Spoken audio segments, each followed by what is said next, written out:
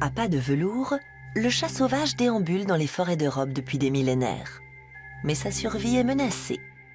Afin de mieux protéger cette discrète population féline, les spécialistes de la faune sauvage font appel à des techniques de pointe. C'est ce que vont découvrir Caroline et Gunnar au cours de cette émission. Ils partent sur les traces du chat sauvage. Ce serait vraiment une belle rencontre. J'espère qu'on ne va pas rentrer bredouille. Bonjour à tous et bienvenue dans... Attention, Xenus. Merci. Effectivement, ce n'est pas gagné, parce que le chat sauvage n'a qu'une devise, pour vivre heureux, vivons cachés. Quand des inconnus débarquent sur son territoire, il s'évanouit dans la nature. Sans compter que notre périmètre de recherche n'est pas des plus restreints. Le parc national de Hainich, en Thuringe, où nous nous trouvons, a une superficie de 75 km² et abrite la plus grande forêt mixte de feuillus d'Allemagne, pratiquement à l'état sauvage. Pourtant, à l'échelle européenne, c'est ici qu'on a le plus de chances d'en observer. Croisons les doigts, parce que ce sont des animaux vraiment fascinants. En tout cas, nous sommes venus sans griffoir et sans boîte de croquettes parce que quelque chose me dit qu'ils ne se laissent pas appâter aussi facilement. Le chat sauvage peuple les forêts d'Europe en toute discrétion. C'est dans les taillis denses, à proximité des clairières et des lisières, qu'il se sent le plus à l'aise. C'est un animal solitaire et plutôt nocturne. Le jour, il se repose, bien à l'abri dans le creux d'un arbre ou dans un terrier de renard abandonné. Dès que le soir tombe, il part à la chasse. Ses principales proies sont des campagnols et des souris qu'il attrape dans les sous-bois et les prairies avoisinantes. Il ne se rapproche de ses congénères qu'au moment d'assurer sa descendance. En Europe, le chat sauvage est considéré comme une espèce rare et menacée. En France, il est sous protection depuis les années 1970. En Allemagne, depuis les années 1930. La raison ? Il a été impitoyablement chassé par l'homme et à la fin du 19e siècle, il a bien failli disparaître. À cette époque, les grands prédateurs, le loup, l'ours et le lynx, ont déjà été exterminés. Le chat sauvage, jugé dangereux et nuisible, est la prochaine cible. Des écrits naturalistes insistent sur la férocité du chat. On l'accuse de s'attaquer au gibier à plumes, aux chevreuils et aux jeunes cerfs. En somme, d'être un concurrent de l'homme pour la nourriture. Ils sont traqués sans merci, avec tous les moyens possibles. Dans un ouvrage datant de 1844, on peut lire: on envoie des chiens les arracher de leur terrier ou on les déloge des arbres creux où ils se réfugient. On les attrape avec des pièges à fouines ou des pièges à loups.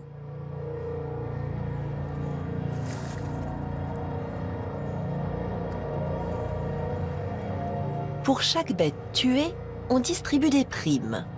Et la fourrure est vendue à prix d'or. De quoi encourager le massacre. À cela s'ajoute la force de la superstition. La vie nocturne et mystérieuse du chat sauvage le rend hautement suspect. Il est associé au diable et aux sorcières. Aujourd'hui, il suscite plutôt l'émerveillement, quand on a la chance d'en croiser un. De loin, on peut parfois le confondre avec un chat domestique tigré. Mais les deux espèces n'ont pas la même origine. Le chat domestique descend du chat sauvage d'Afrique, qui s'est rapproché des hommes. Le chat sauvage, par contre, est de souche européenne et n'a jamais été domestiqué. Il a survécu à plusieurs glaciations et il est devenu extrêmement résistant. Il est doté d'une silhouette massive et robuste. Son pelage aux rayures diffuses est beaucoup plus dense et plus long que celui de son cousin domestique. Sa queue est plus touffue et comporte des anneaux noirs bien marqués. Depuis que l'espèce est placée sous protection, les effectifs remontent. La France n'a pas publié d'estimation officielle. En Allemagne, on dénombrerait entre 5 et 10 000 individus. Outre-Rhin, leur aire de répartition couvre les forêts d'Allemagne centrale et du sud-ouest, les régions du Taunus, du Hunsrück, de l'Eifel et la forêt du Palatinat. Côté français, Les populations de chats sauvages sembleraient se concentrer dans les régions du Grand Quart Nord-Est, ainsi que dans le piémont pyrénéen. En France comme en Allemagne, une chose apparaît très clairement. Dans de très larges portions du territoire, le chat sauvage est absent, alors qu'elles offriraient des conditions idéales à son implantation.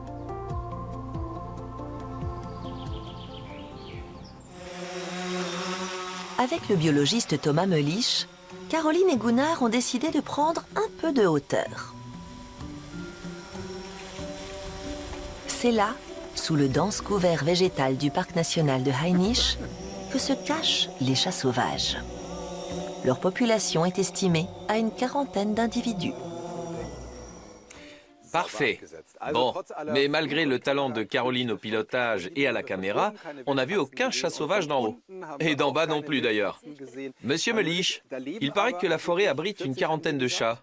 Mais où sont-ils? Ils ne sont sans doute pas très loin. Les chats sauvages aiment bien se cacher dans les fourrés, au niveau du sol. Ils sont plus rarement dans les arbres.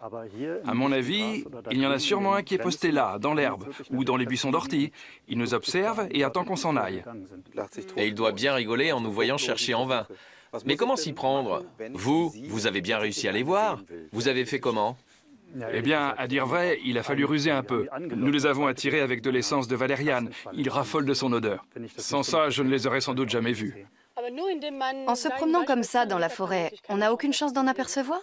Non, c'est quasiment impossible. Grâce à son pelage, il se fond dans le paysage bien mieux que son cousin domestique. Il se tapit dans la végétation basse et devient quasiment invisible. Et côté effectif, une 40aine d'individus. C'est un chiffre satisfaisant ou peut mieux faire? Disons que ça ne garantit pas la survie de la population sur le long terme. Pour cela, il faudrait quelques centaines d'individus. Mais le parc national de Hainich ne peut pas à lui seul absorber un tel nombre. Sa surface est trop restreinte. Pour que la population se reconstitue de façon suffisante, il faut que les chats puissent coloniser d'autres territoires. Pourquoi ne le font-ils pas? Vous savez, si pour atteindre un autre territoire, ils doivent traverser la rase campagne, vous pouvez être sûr qu'ils préféreront rester où ils sont, sous le couvert de la forêt. Ce champ, par exemple, c'est une barrière infranchissable pour eux. Oui, tout à fait. Le chat sauvage se déplace sans problème dans les zones périphériques de la forêt, mais il a énormément de difficultés à traverser des terres agricoles en friche. Il ne le fait que contraint et forcé. Il faut donc lui créer un chemin praticable. Absolument, c'est ce qu'on a fait. On a déterminé le chemin le plus court et le moins laborieux pour les animaux, entre la forêt du Hainich et un autre habitat favorable. Et on a créé les structures paysagères adéquates. On peut regarder ce que ça donne vu du ciel? Oui, bonne idée. Ce corridor relie le massif forestier du Hainich avec la forêt de Thuringe, et ce, à un endroit bien particulier, derrière l'autoroute. D'en haut, on voit parfaitement que la continuité biologique est rétablie. Une nouvelle mission pour notre drone qui ne craint ni le vent ni la pluie, contrairement à nous. Les travaux d'aménagement du corridor ont débuté en 2007 avec la plantation des premiers arbres et buissons. Puis la nature a fait le reste. Cette ligne verte de 50 mètres de large et d'1,2 km de long guide aujourd'hui les animaux d'un territoire à l'autre en toute sécurité. Un projet pilote qui a fait école en Allemagne. À mon avis, ici, les chats sauvages ne montreront pas le bout du museau. Mais tout espoir n'est pas perdu. Je connais un endroit où on en verra à coup sûr. À propos, savez-vous comment les scientifiques parviennent à établir la présence de ces animaux sans même les voir? Ils combinent méthodes naturelles et génétiques. À l'Institut de recherche Senckenberg, une équipe de généticiens a décidé de venir au secours de cette espèce menacée. Ils ont trouvé un moyen de tracer cet insaisissable félidé. Les chats sauvages ne sont actifs que la nuit. La journée, ils se cachent. Et quand on en voit un, on ne peut jamais être sûr. Ils sont parfois difficiles à différencier des chats domestiques tigrés. Il fallait une méthode fiable pour prouver la présence de ces animaux sur un territoire donné.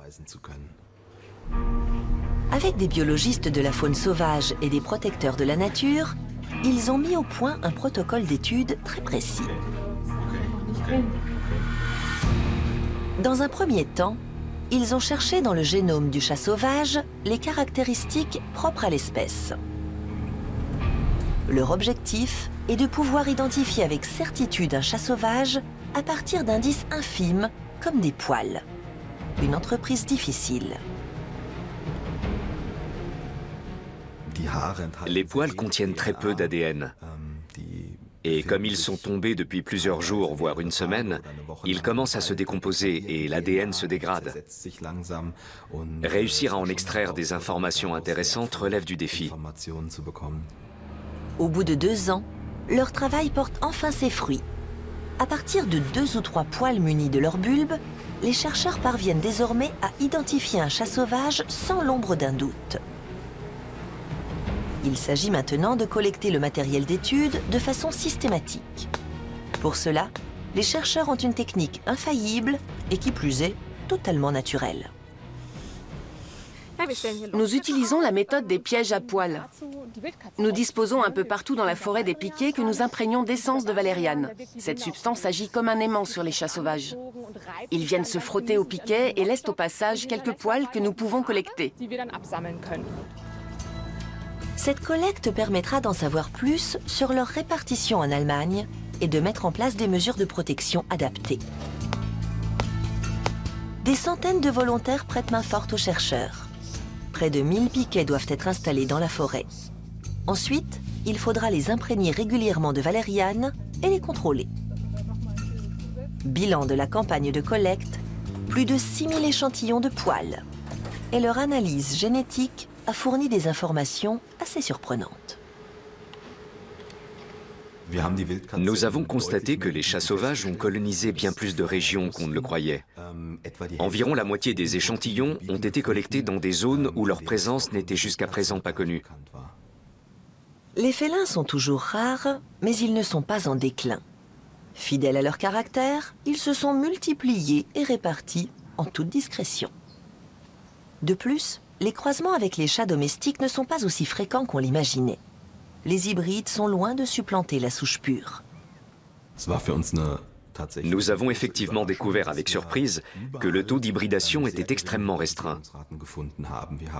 Les résultats d'analyse des échantillons prouvent qu'à peine 3% des chats sauvages possèdent des caractères du chat domestique dans leur génome. C'est bien moins que dans d'autres pays d'Europe. En France, par exemple, il y a nettement plus d'hybrides, sans qu'on en connaisse exactement les raisons. Mais plus de 70% des chats sauvages restent de souche pure, donc authentiquement sauvages. On l'a bien compris, seuls les plus chanceux parviennent à observer un chat sauvage dans la nature. Pour les autres, il y a le village des chats sauvages, niché au cœur du parc national. J'espère vraiment qu'on pourra non seulement en voir quelques-uns, mais aussi les approcher d'un peu plus près. Mais avant cela, on va mettre la main à la pâte. Gunnar est affecté au nettoyage des enclos. C'est Jens qui va lui servir de guide. Et moi, j'accompagne Sarah. Nous allons préparer la nourriture des chats. Allons-y. C'est la petite cuisine des chats? Tout à fait. Oh, et ça, c'est le menu du jour. Oui, Un mélange de poussins et de souris. c'est ça. Mais ils sont tout durs. Oui, ils sont livrés congelés. On les laisse une journée à température ambiante et juste avant le nourrissage, on les plonge dans de l'eau chaude, histoire de leur donner un aspect un peu moins inerte, on va dire. Ah, d'accord. Il faut que les chats aient l'impression d'avoir une proie fraîchement tuée. C'est ça. Comme s'ils l'avaient chassée eux-mêmes. D'accord. Voilà. On va préparer des portions de 180 grammes. De ça? Il nous faut 2 souris, 2 poussins et... Oui, prends des gants.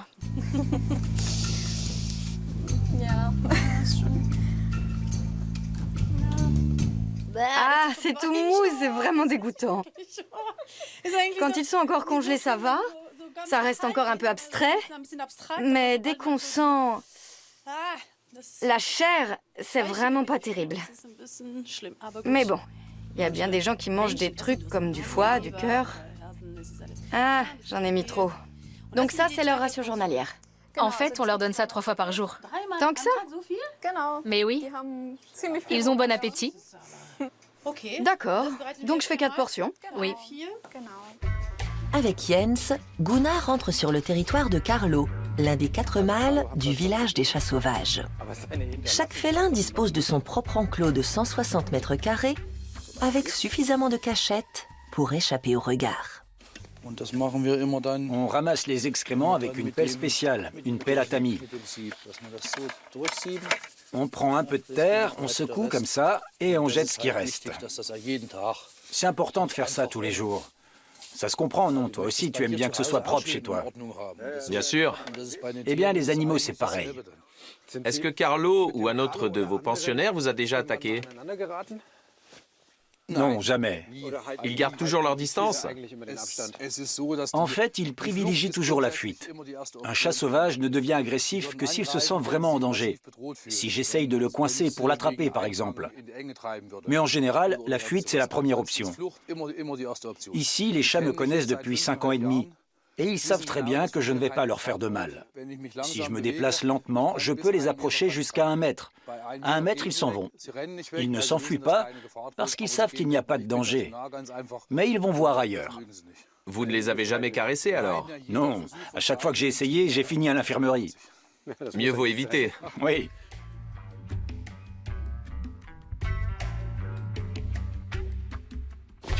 Il est là. Bon, on continue. Voilà, comme ça. Ce n'est pas très agréable, mais c'est indispensable. Bah, c'est vrai que Ça fait partie du boulot. c'est pire que tout à l'heure. Est-ce qu'ils vont dans l'eau pour se laver, par exemple, ou ils n'en ont pas besoin? Non, l'eau, ce n'est pas leur truc. Ils ont horreur de se mouiller, tout comme leurs cousins domestiques. Dans la nature, ça peut leur arriver. Ils sont parfois obligés de traverser une rivière, parce que la proie qu'ils pourchassent se trouve sur l'autre rive. Oui. Mais s'ils savent qu'il y a un gué 1 kilomètre plus loin, un arbre mort par exemple, Ils y vont. ils font 1 kilomètre de plus et traversent dessus, oui.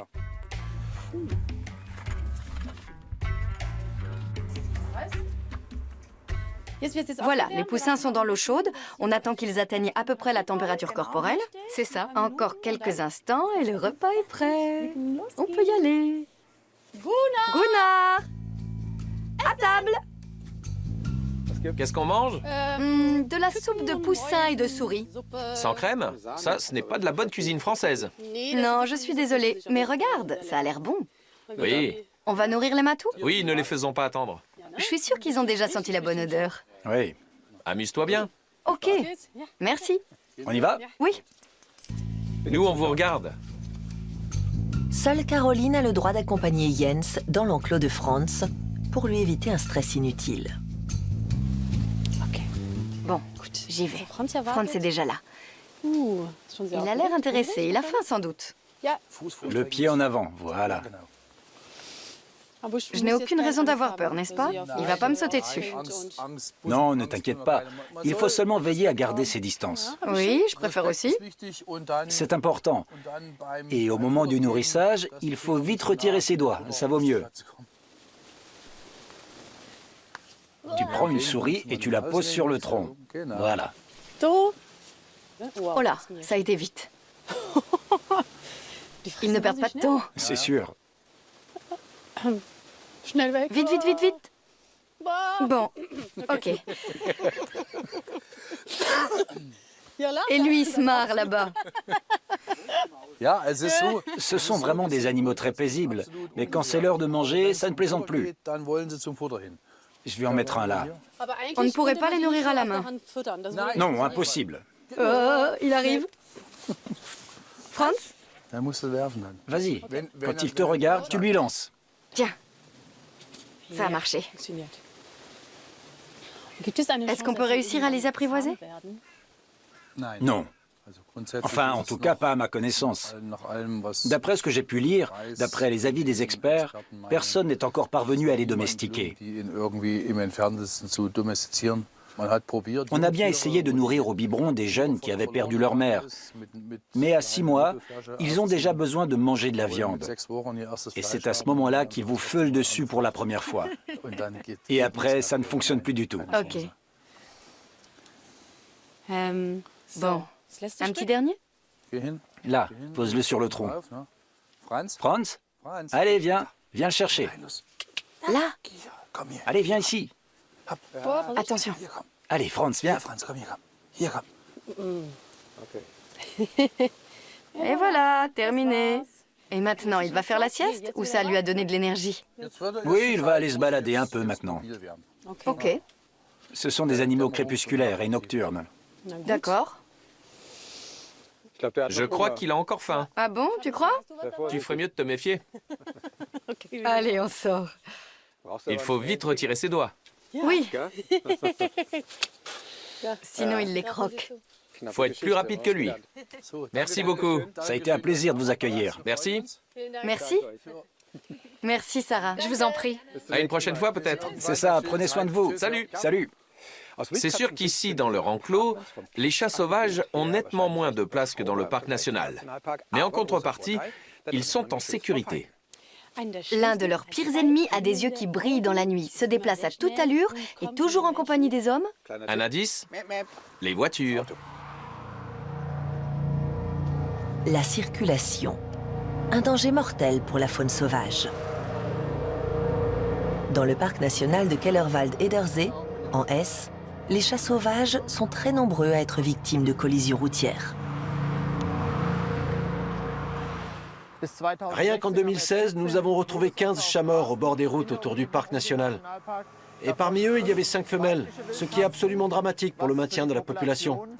Elles étaient gestantes ou venaient d'avoir des petits, ce qui veut dire qu'on a aussi perdu la nouvelle génération.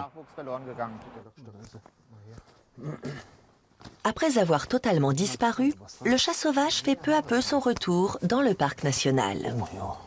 Grâce à la technique des piquets imprégnés de valériane et des analyses génétiques, Olaf Simon est parvenu à identifier un premier mâle en 2007. En 2010, il a découvert la première femelle. Et en 2012, une première portée. Depuis, il a pu établir la présence de 33 individus et identifier leurs territoires respectifs et leurs déplacements. Celui-ci, on l'a tracé en 2011, dans la vallée voisine. C'est-à-dire à l'extérieur du parc national. Nous l'avons repéré à 15 km à vol d'oiseau du parc national. Il a donc traversé la rivière Eder, ce qui n'a en soi rien d'exceptionnel pour un chat sauvage. Ils sont capables de franchir sans encombre de petites rivières. Ensuite, il a traversé la nationale, et il l'a même fait plusieurs fois. Certains mâles parcourent de grandes distances en quête d'un nouveau territoire ou d'une partenaire. Le chat retrouvé à l'extérieur du parc s'accorde régulièrement ce genre d'escapade. Et pour l'instant, il a eu de la chance. Il a échappé aux roues des voitures. Ces déplacements sont une bonne nouvelle pour la pérennité de la population de chats sauvages. Mais leur chemin est semé d'embûches. Le morcellement du paysage par l'agriculture et les autoroutes ne leur facilite pas la tâche. Pour qu'ils puissent surmonter ces obstacles, l'organisation écologiste allemande Bund travaille sur un réseau de corridors verts qui à terme devrait reconnecter les grands massifs forestiers d'Allemagne. Grâce à l'engagement de nombreux bénévoles et volontaires, certaines portions sont déjà achevées. La forêt de Thuringe et le parc national de Hainich, par exemple, ont pu être reconnectés. Mais il reste beaucoup à faire. Seule une réelle volonté politique donnera un coup d'accélérateur au projet. Les passages à faune sont un autre moyen de réduire la fragmentation du paysage et permettent de limiter la mortalité animale sur les routes. Les animaux sont encore trop nombreux à être fauchés par des véhicules. Leur efficacité dépend avant tout d'une bonne implantation. Il faut au préalable repérer et cartographier avec exactitude les axes de déplacement des animaux. On en compte quelques dizaines en France et en Allemagne, 2 pays qui possèdent un réseau routier très dense. C'est loin d'être suffisant. Il est pourtant prouvé que la reconnexion des espaces vitaux est cruciale pour la survie des chats sauvages.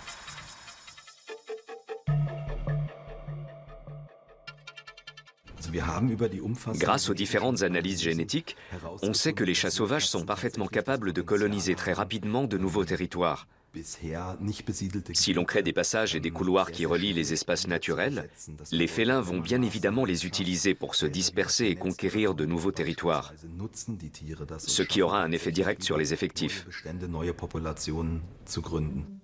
Toute la faune sauvage en tirera profit. Les chevreuils, les martres et d'innombrables insectes, par exemple, ont eux aussi besoin de cette continuité écologique. Protéger le chat sauvage aura un impact positif sur toute la nature. Il fait à présent nuit noire ici. Ce serait pas mal d'avoir des yeux de chat pour retrouver notre chemin. C'est le meilleur moment pour croiser des chats sauvages, car comme on l'a vu, ce sont des noctambules.